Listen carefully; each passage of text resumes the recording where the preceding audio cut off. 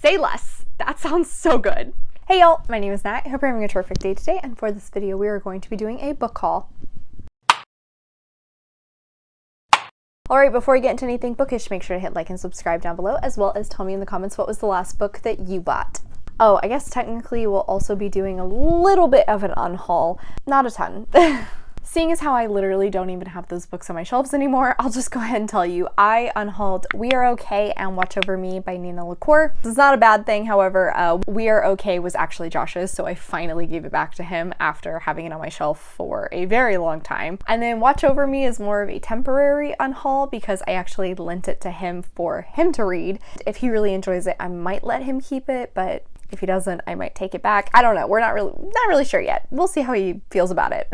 Anyway, that's it for the unhaul. As for all of the books I've gotten recently, I do have some that I was gifted. I have one that I got in a giveaway, and then I have a few that I bought myself. I will say at the very least, I have not bought any books from Book of the Month for the last few months, and I'm pretty impressed with myself. Starting out with the books that I was gifted. First is Nothing to See Here by Kevin Wilson. My friend Allie actually read and annotated this for me, so technically this was a Christmas present, but it got here a little late. I believe this is following a woman who becomes a nanny for these children that are totally normal, except when they have a temper tantrum, they catch on fire. That's all I know, but it sounds like a great time and very entertaining. I also am excited to see what Ellie's annotations look like in this because that always makes the reading experience so much more fun. Allie was also kind enough to send me her copy of Juniper and Thorn by Ava Reid. She and I both read Ava Reid's first book, The Wolf and the Woodsman, and adored it. So we were both highly anticipating this one. She actually already bought it and read it. Didn't quite live up for her, but I am hopeful that I will enjoy it. I've heard this is like gothic horror, but I've also heard many people say don't expect a horror book when reading this. I know it's a retelling of the Juniper Tree, which is one of the more dark Grimm's fairy tales. It's also one that I don't really know a lot about, except I do know it has cannibalism. Pretty intrigued to see how that's going to come up.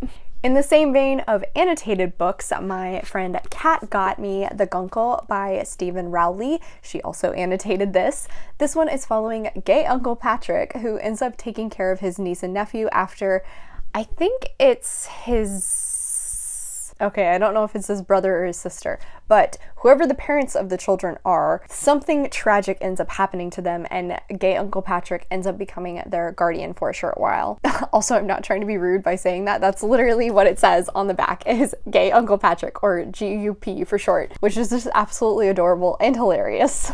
I also received Comfort Me with Apples by Catherine M. Valenti from Adriana at Carbon Bonded Books. This is a gothic horror novella. Well, okay, I know it's a novella. I think I've heard it described as gothic horror, but I'm pretty sure it's like reminiscent to Stepford Wives. That's all I really know. It's so short, I don't want to know anything else. I've heard this talked about many a times on BookTube. Very mixed things, so I'm really intrigued to see which camp I'm going to fall into. Then Paige at the PM Reader was kind enough to buy me Weird Science by Penny Reid. This is the third book in the Winston Brothers series, and probably my favorite because it is following Cletus, who is an evil genius and ends up meeting his match with Jennifer, who is known around the town as the Banana Cake Queen, but she wants to do things more than bake. She ends up blackmailing Cletus to try and help her get a boyfriend, and then of course the two of them end up falling in love. I adored this one. It is so freaking fun.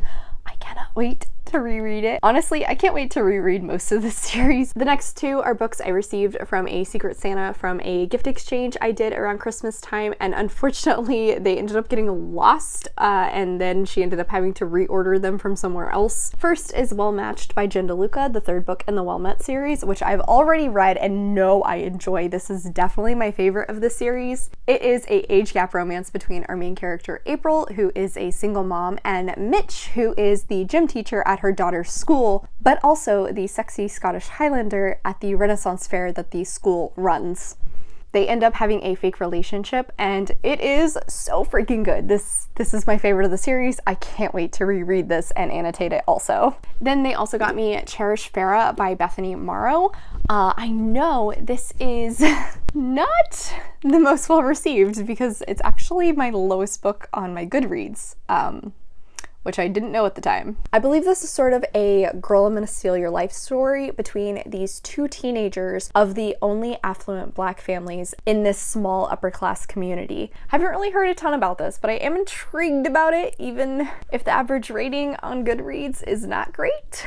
Also, shame to whoever put this on Thrift Books, because this is an ARC, and those are not for sale. Literally says on the back, not for sale. Let's go ahead and knock the single one out.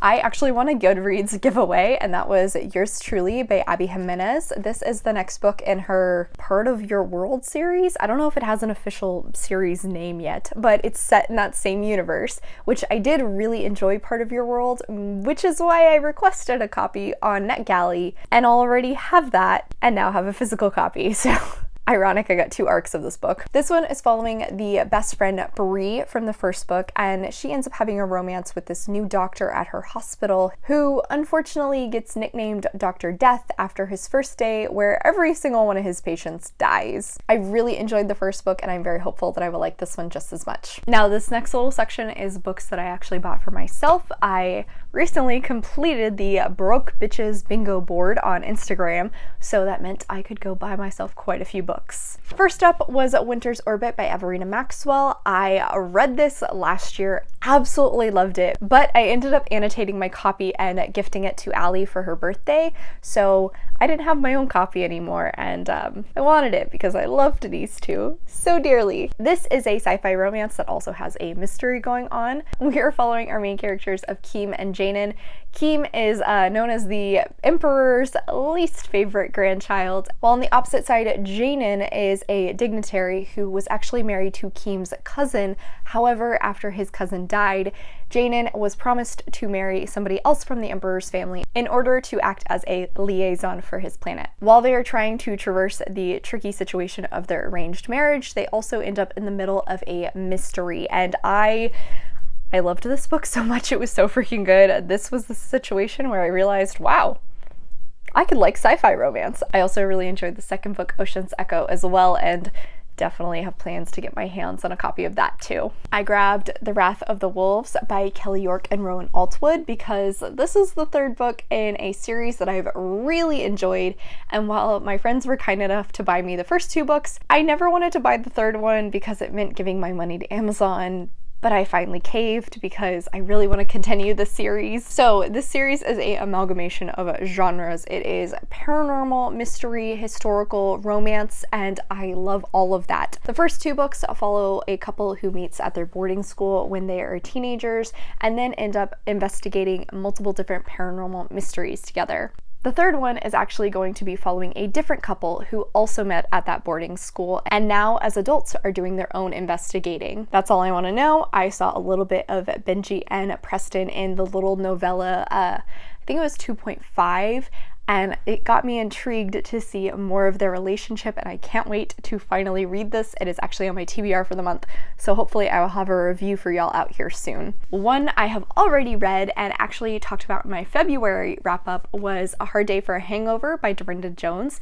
This finishes out the Sunshine Bike Room series, which is a series following our main character Sunshine. She recently became sheriff in the small town she grew up in, thanks to her parents' meddling. She's hoping that the small town of Del Sol will be a lot quieter than her previous job in Santa Fe. That's not the case, and it's only worsened when she has to deal with her own teenage daughter recently becoming obsessed with mysteries and a prior love interest showing up in her life again. I loved the series, it was so much fun. My new quote for this is cozy Gilmore Girls mysteries. It's a perfect explanation, and it's so fun. Plus it's got some steam.